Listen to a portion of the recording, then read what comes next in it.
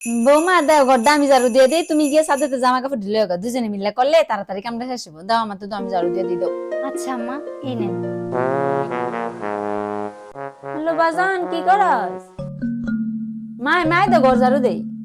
হ্যাঁ বৌমাই বাই তো, বৌমাই তো সাদা গেছে, দিমু কথা কবি। না থাক, সমস্যা নেই সমস্যা নেই, একজনে করলি সারে, বৌমাই কোনটা আর আমি কোনটা এক করে দেব। হ্যাঁ, আচ্ছা আচ্ছা। হ্যালো, হ্যাঁ গো কই আছো তুমি, কি করো?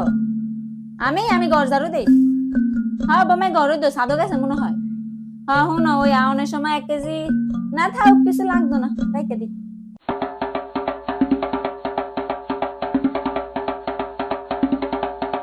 হ্যালো আসসালামু আলাইকুম বিয়ান, কেমন আছেন, কি করেন? হ্যাঁ, আলহামদুলিল্লাহ আমিও ভালো আছি, আমি তো ঘর ঝাড়ু দেই।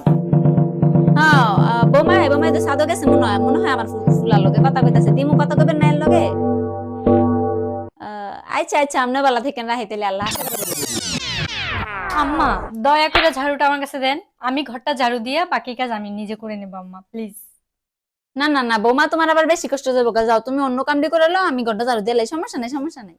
না না মা, আমার কাজ করতে কোনো কষ্ট হয় না, বরং আমার কাজ করতে ভালোই লাগে।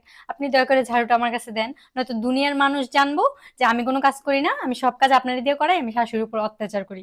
আম্মা প্লিজ ঝাড়ুটা আমার কাছে দিয়ে ফেলান, আমি সব কাজ করতে পারবো, দয়া করে আপনার 2টা পায়ে ধরি প্লিজ।